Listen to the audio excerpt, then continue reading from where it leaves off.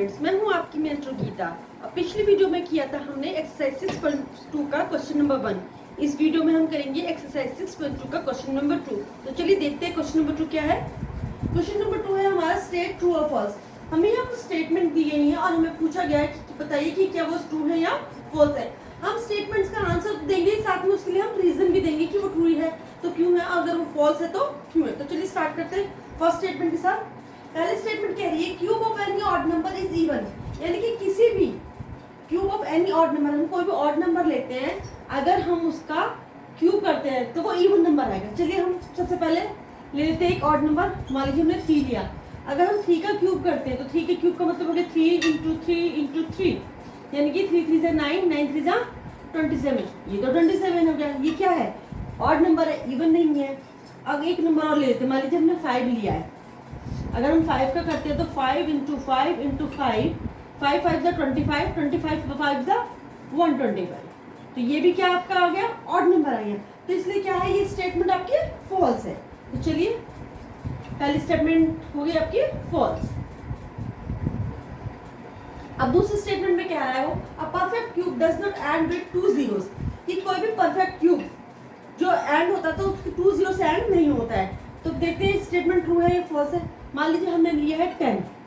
अगर हम 10 का क्यूब करते हैं तो 10 इंटू 10 इंटू 10, अगर हम करेंगे 10 10 ज़ा 100, 100 10 ज़ा 1000, तो कितनी जीरोस आ रही है इसमें, 3 zeros, 2 zeros से एंड नहीं हो रहा। तो इसका मतलब ये स्टेटमेंट क्या है, ट्रू है।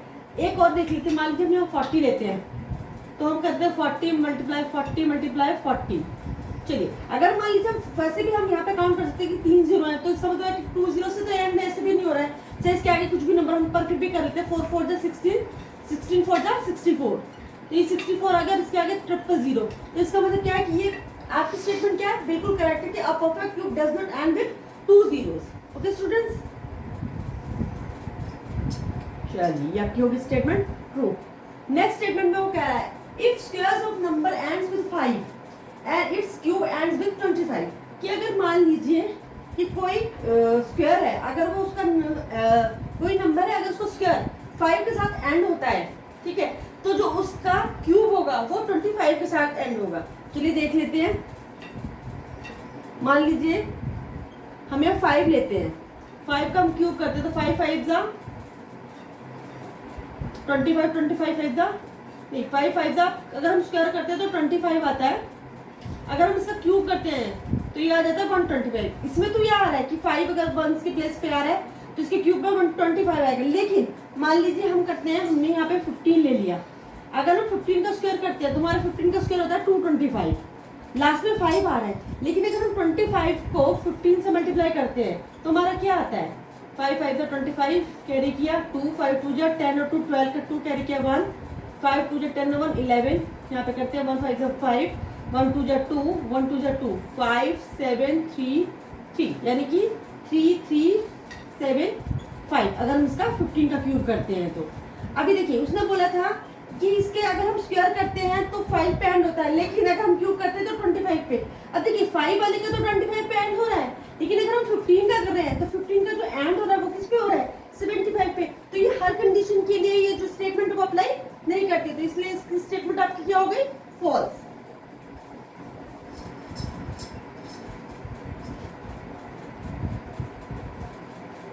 चलिए next, there is no perfect cube with ends with 8।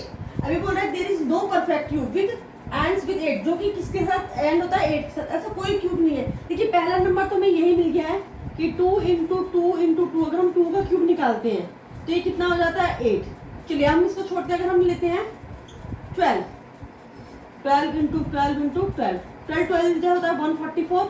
अगर 144 को हम 2 से करते हैं तो 12 से करते हैं तो ये आ जाएगा 2 4 ज़ा 8, 2 4 ज़ा 8, 2 1 ज़ा 2, 1 4 ज़ा 4, 1 4 ज़ा 4, 1 1 ज़ा 1, 8 8 4 12 कैरी 4 2 8 4 और 2 6 और 1 7, ये आ गया आपका 728। तो ये भी किसके साथ एंड्स हो रहा है, 8 के साथ हो रहा है। इसका मतलब क्या है कि ये स्टेटमेंट आपकी क्या है, फॉल्स है। चलिए स्टेटमेंट पढ़ते हैं, the cube of 2 digit number may be a 3 digit number. अब वो कह रहा है cube of 2 digit number may be a 3 digit number, कि कोई भी 2 डिजिट का नंबर है तो उसका अगर हम क्यूब करते हैं वो 3 डिजिट हो सकता है। तो देखिए चलिए पहले हम कहते हैं सबसे स्मॉलेस्ट आपका 2 डिजिट नंबर क्या होता है 10। तो चलिए हम 10 का क्या कर लेते हैं, क्यूब कर लेते हैं। ठीक है, चलिए हम 10 का क्यूब किया, 10 इंटू 10 इंटू 10, 10 10 जा 100, 100 10 जा 1000। अब देखिए अगर हम इसे करते हैं सबसे स्मॉलेस्ट नंबर है 2 डिजिट का 10, अगर हम उसका भी क्यूब करते हैं तो कितने डिजिट का आ रहा है 4 डिजिट का। तो इसका मतलब क्या है कि ये स्टेटमेंट आपकी क्या हो गई है, रॉन्ग हो गई है। चलिए तो इसको हम लिखेंगे फॉल्स। नेक्स्ट क्या रहा है, वो the cube of a 2 digit number may have 7 और मोर डिजिट, यानी कि क्यूब ऑफ अगर हम किसी 2 डिजिट नंबर का क्यूब करते हैं तो उसकी जो आंसर आएगा वो 7 और मोर डिजिट हो सकते हैं, 7 या 7 से ज्यादा डिजिट हो सकते हैं। तो देखिए अब हाईएस्ट जो आपका 2 डिजिट नंबर को क्या होगा 99। तो चलिए हम 99 का क्यूब करके देख लेते हैं, 99 मल्टीप्लाई 99 मल्टीप्लाई 99। तो चलिए पहले 99 को 99 से करते हैं, 9 9 जा 81, कैरी किया 8, 9 9 जा 81 और 8 89, फिर 9 9 जा 81, कैरी किया 8, 9 9 जा 81 और 8 89। चलिए 1 9 1 10, कैरी किया 1, 9 8 17 और 18, कैरी 1 9801 आ गया। अब हम 9801 को फिर 99 से करते हैं। चलिए 9 1 जा 9, 9 0 जा 9 0, 9 8 जा 72, कैरी किया 7, 9 9 जा 81, 81 और 7 88, फिर ये सेम नंबर आ जाएगा 9 1 जा 9, 9 0 जा 0, 9 8 जा 72 का 2 कैरी किया 7, 9 9 जा 81 और 7 88। चलिए 9 9 2 8 to 10 कैरी किया 1, 8 8 16, 1 17 कैरी किया 1। अब देखिए अगर हम इसे करते थे 3 और 3 6, ये अगर हम जो है लार्जेस्ट 2 डिजिट नंबर 99 का अगर हम क्यूब करते तो इसका आंसर कितने डिजिट का आ रहा है 6 डिजिट का। और ये कह रहा है कि अगर क्यूब ऑफ 2 डिजिट नंबर करते तो 7 और मोर डिजिट हो सकती है। तो इसका मतलब क्या है कि ये स्टेटमेंट भी आपकी क्या है, फॉल्स है। चलिए तो इसका मतलब हमारी ये स्टेटमेंट भी क्या हो गई, फॉल्स। नेक्स्ट देखिए, चलिए अब नेक्स्ट स्टेटमेंट आपको the cube of a single digit number be a single digit.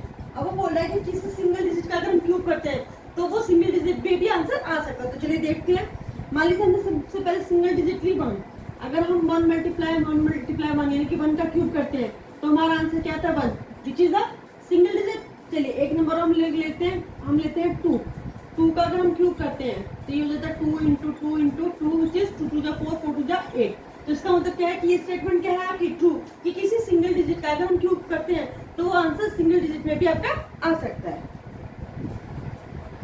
चलिए इसी के साथ हमारी ये एक्सरसाइज पूरी यहीं पे कंप्लीट होती है।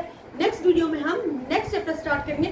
तब तक के लिए अगर आपको मेरी वीडियो अच्छी लग रही हो तो लाइक करें, शेयर करें, सब्सक्राइब करना तो बिल्कुल